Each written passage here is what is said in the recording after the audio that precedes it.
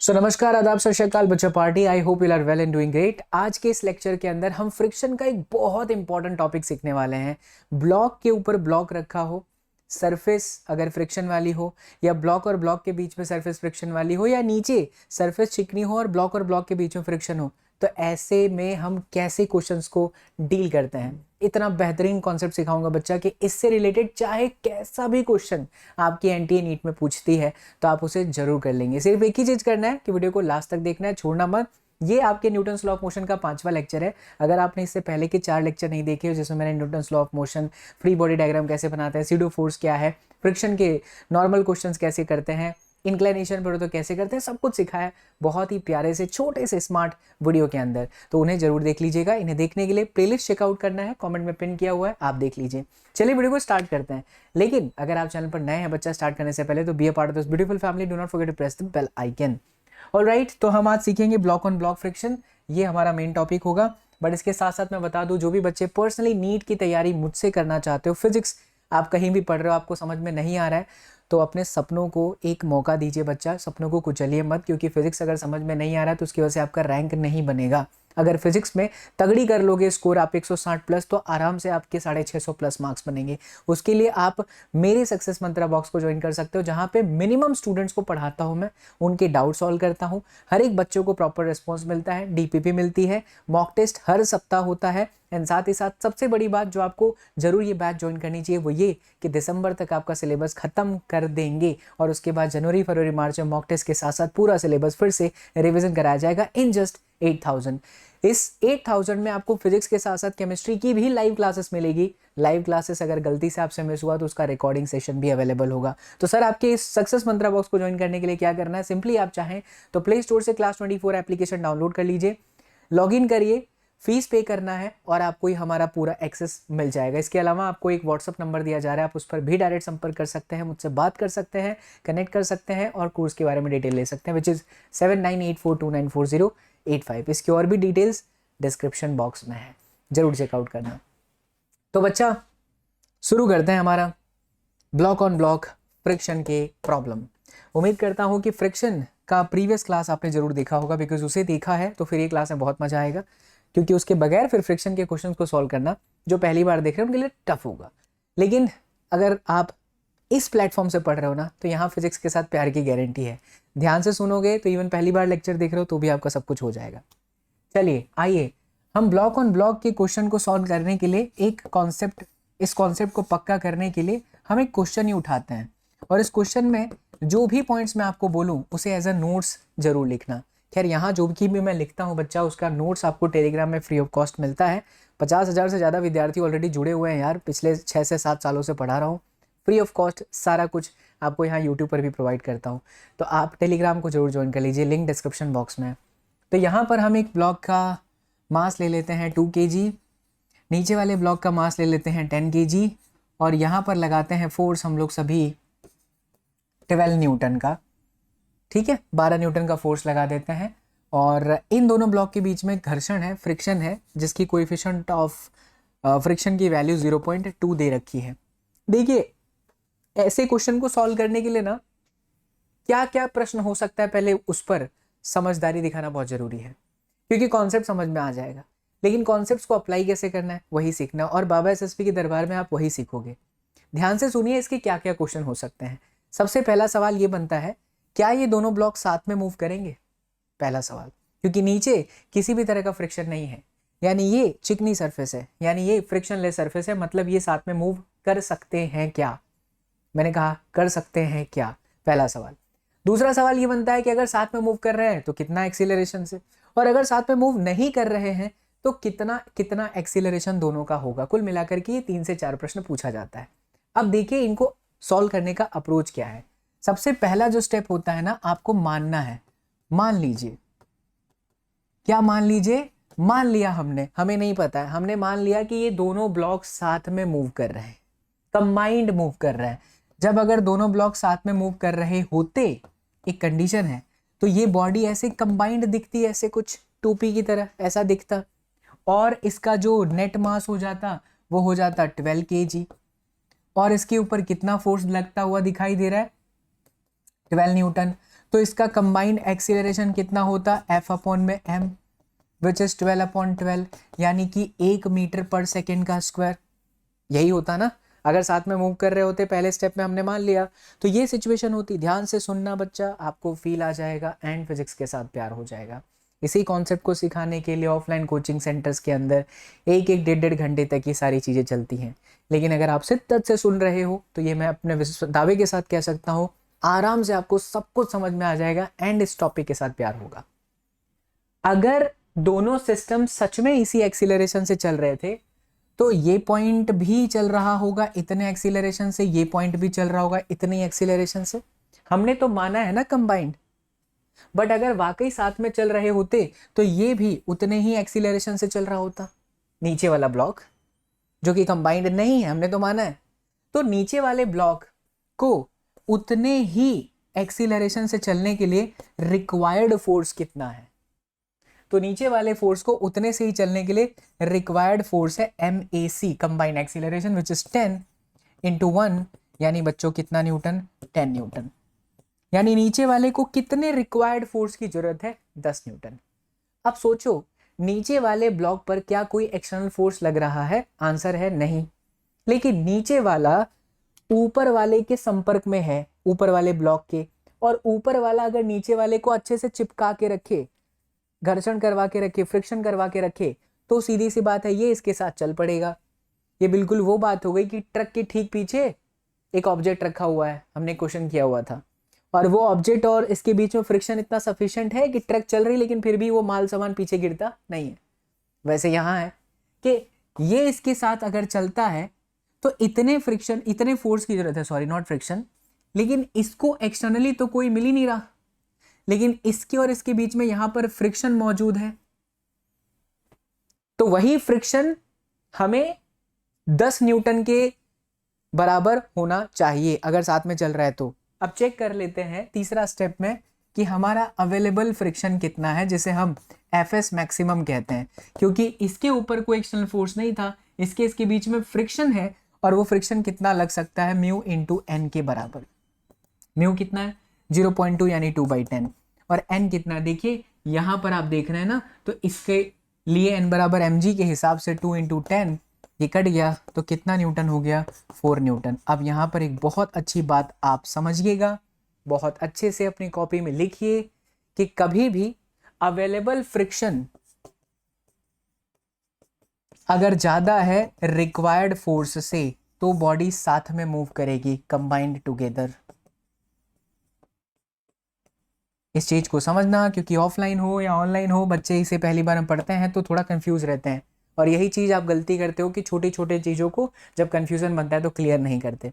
यार सिंपल सी बात है, एक फोर्स है जो बॉडी को चलाना चाहता है, दोनों को साथ में चलने के लिए नीचे वाले को भी इतने फोर्स की जरूरत है, कम से कम 10 न्यूटन, 10 से ज्यादा है तो चलेगा लेकिन 10 से कम नहीं होना चाहिए।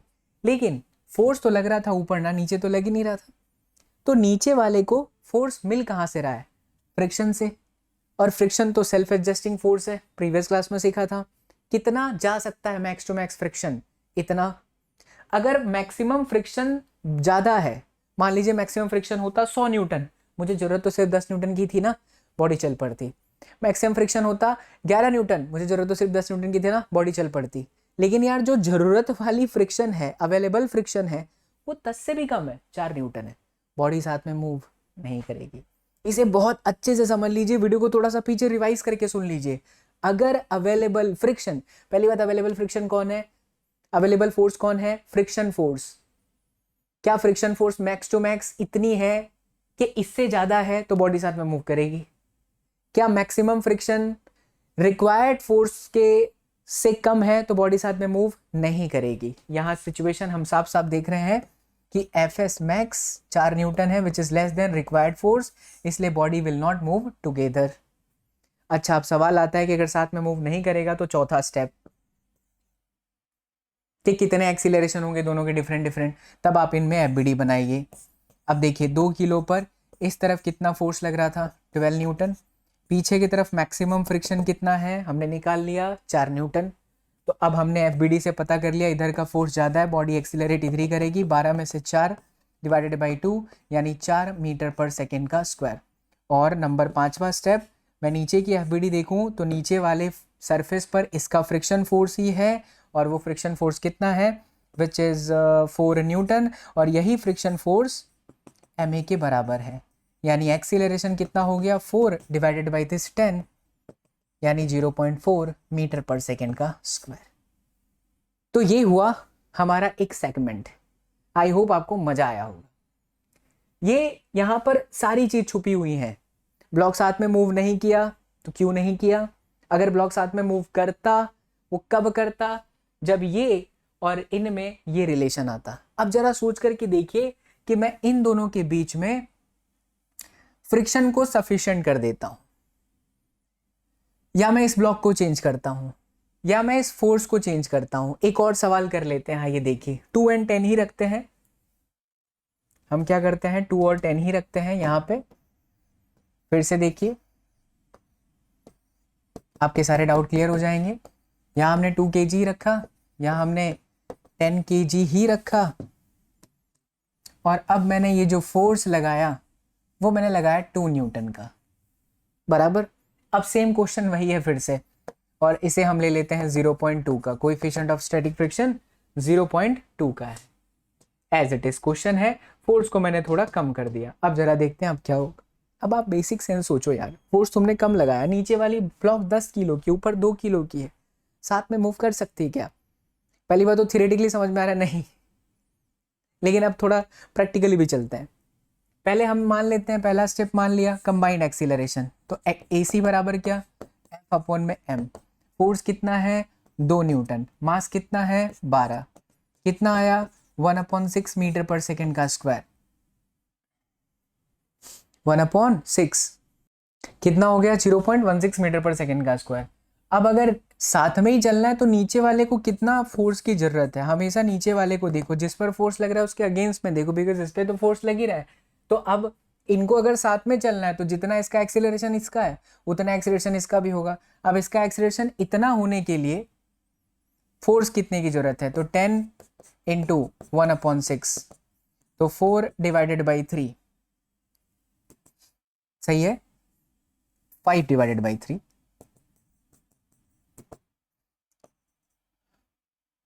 कितना हो गया 1.6, चलो 1.6 न्यूटन। अब देखिए रिक्वायर्ड फोर्स है 1.6 न्यूटन, लेकिन अब इस पे अवेलेबल फोर्स कौन है, फ्रिक्शन फोर्स। तो अब हमें निकाल लेंगे एफएस मैक्सिमम। तो हमने एफएस मैक्सिमम निकाला म्यू इंटू एन।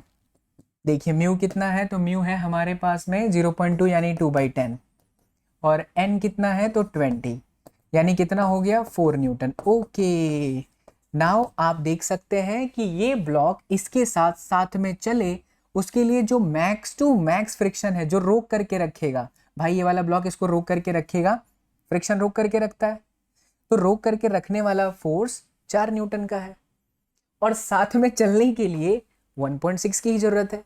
मतलब यहाँ कंडीशन क्या हो गई, जो अवेलेबल है वो ग्रेटर देन रिक्वायर्ड है, रिक्वायरमेंट से अवेलेबिलिटी ज़्यादा है।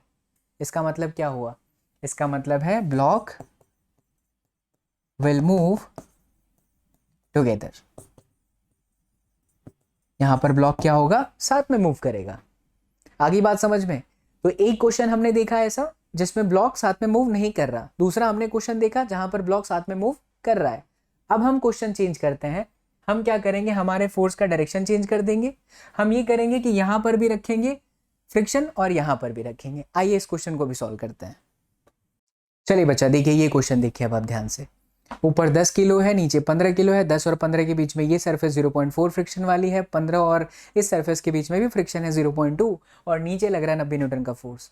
सवाल हमारा ये है कंबाइंड चल रहा है तो कितने एक्सीलरेशन से, डिफरेंट चल रहा है तो कितने एक्सीलरेशन से, और दोनों ही ब्लॉक पे फ्रिक्शन कितना लग रहा है। सबसे पहले हमारा स्टेप क्या होता है, पहला स्टेप ये होता है कि आप बॉडी को कंबाइंड मान लीजिए। कंबाइंड चल रहा है, अगर बॉडी ऐसे कंबाइंड हो गई तो टोटल इसका जो मास हो गया वो देखिए कुछ इस तरीके से हो जाएगा, 15 × 10 25 kg हो जाएगा। यहाँ पर लग रहा था 90 न्यूटन का फोर्स, और पीछे की तरफ लग जाएगा फ्रिक्शन, क्योंकि आपने बॉडी को कंबाइन मान लिया। तो मैक्स टू मैक्स फ्रिक्शन कितना हो गया, म्यू इंटू एन। अच्छा म्यू कितना 0.2 यानी 2/10, और एन बराबर क्या होता है एम जी 25 इंटू 10 यानी कि 50 न्यूटन। अब देखिए एफ एस मैक्स है आपका 50 न्यूटन, एक्सीलरेशन है आपका 90 न्यूटन, सॉरी फोर्स है 90 न्यूटन, तो कंबाइंड एक्सीलरेशन क्या हुआ, net force 90 minus 50 divided by the mass 25, तो ये आया 40 बटे में 25, 8/5 मीटर पर सेकेंड का स्क्वायर यानी 1.6 मीटर पर सेकेंड का स्क्वायर। सही है, परफेक्ट, ठीक है। तो कंबाइंड एक्सीलरेशन इतना हो गया। अब देखिए बच्चों, अगर इसी एक्सीलरेशन से दोनों को चलना है तो ऊपर वाले को भी इतना ही एक्सीलरेशन मिलना चाहिए। भाई अगर कंबाइंड है, दोनों साथ में चल रहे हैं, हमने पहले माना, तो अगर दोनों साथ में चल रहे हैं तो ऊपर वाला भी उतने एक्सीलरेशन से चलना चाहिए, नीचे वाला भी चलना चाहिए। हमने कंबाइंड इतना निकाल लिया क्योंकि फोर्स इस पे लग रहा है, इस पे नहीं लग रहा। पहले वाले क्वेश्चन में फोर्स ऊपर था तो मैं नीचे रिक्वायर्ड फोर्स निकालता था। यही चीज सीखना है आपको, रिक्वायर्ड फोर्स हमेशा कहाँ निकालिए, जिसपे फोर्स नहीं लग रहा था। तो सेकेंड स्टेप रिक्वायर्ड फोर्स, क्योंकि ऊपर वाले को साथ में चलाना है, तो मास इंटू एक्सीलरेशन 1.6, तो कितना हो गया 16 न्यूटन, यानी रिक्वायर्ड फोर्स कितना है 16 न्यूटन। अब हम चेक करते हैं क्या वाकई 10 किलो को इतना अवेलेबल मिल रहा है। तो तीसरा स्टेप एफ एस मैक्सिमम, या जिसे आप अवेलेबल कहते हैं, म्यू इंटू एन। तो देखो इसके बीच में ये रहा सफिशिएंट फ्रिक्शन, तो म्यू आपका 0.4 है यानी 4/10 इंटू एन, एन बराबर एम जी, सो 10 इंटू 10 ये कट गया, तो कितना हो गया 40 न्यूटन। इसका मतलब ये हुआ बच्चा कि अवेलेबल फ्रिक्शन 40 न्यूटन है, साथ में चलने के लिए चाहिए मात्र कितना 16 न्यूटन। इसका मतलब क्या हुआ यार, इसका मतलब है body as it is move करेगी, साथ में ही मूव करेगी, और अगर साथ में मूव करेगी तो उसका एक्सीलरेशन ये हुआ, बोथ विल मूव टुगेदर। ये मैं आपको बताऊं बच्चा लोग, हमारे पेड बैचेस के अंदर जो स्टूडेंट्स होते हैं ना, वो ऐसे क्वेश्चंस को ऐसे चुटकियों में सॉल्व कर रहे हैं।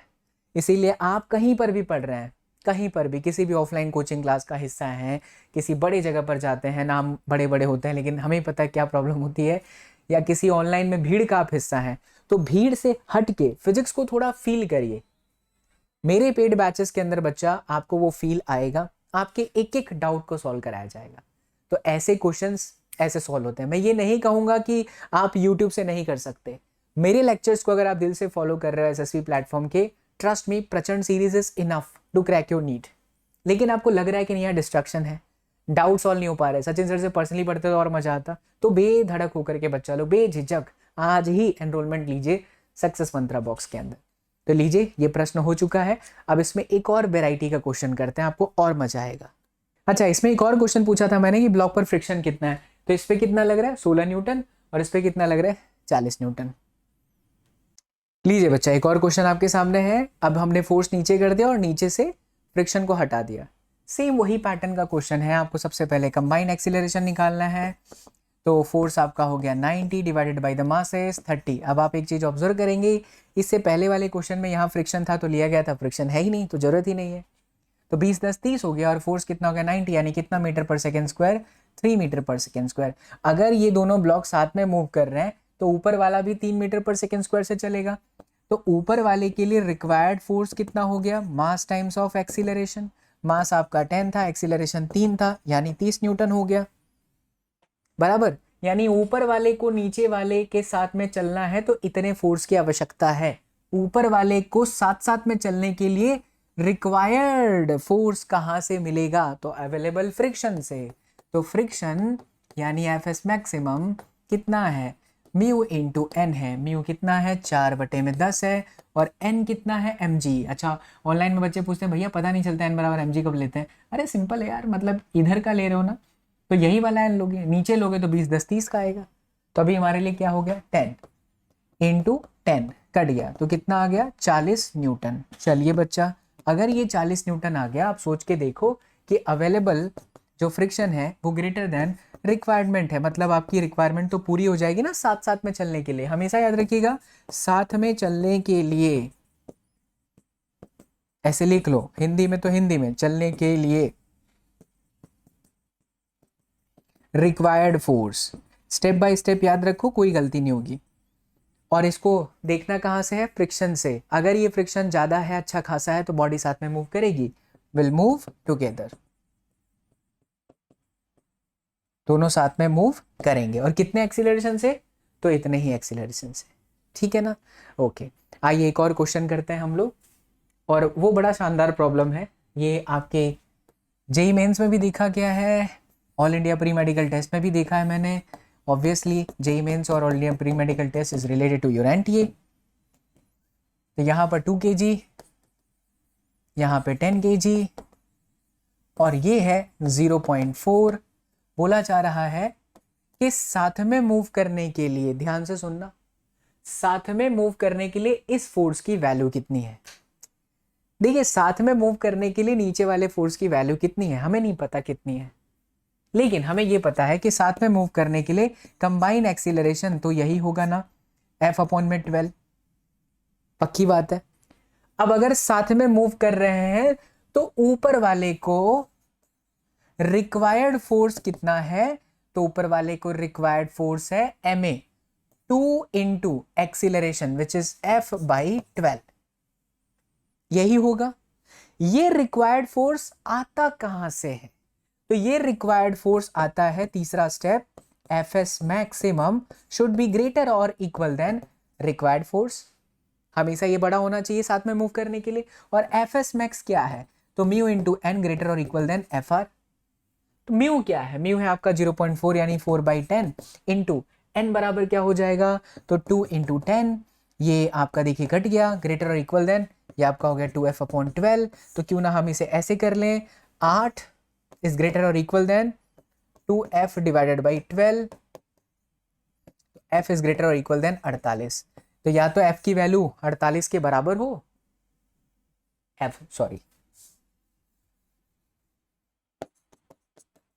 या तो F की मैक्स टू मैक्स वैल्यू इतनी होनी चाहिए, ठीक है। तो F की वैल्यू, ये आया ना यहां से, हाँ, लेस और इक्वल देन, तो F की जो वैल्यू हो गई, सही है, F की जो वैल्यू हो गई हमारे, वो 48 न्यूटन के या तो बराबर हो या 48 से छोटी हो, 48 से ज्यादा ना हो, क्योंकि ये Fs मैक्स, ये जो कैपिटल F आया रिक्वायर्ड फोर्स, वो Fs मैक्सिमम को देखते हुए आता है, और Fs मैक्सिमम नहीं बढ़ाया जा सकता, बट ये बढ़ाया जा सकता है, तो इसे हम कहेंगे मैक्स टू मैक्स फोर्स।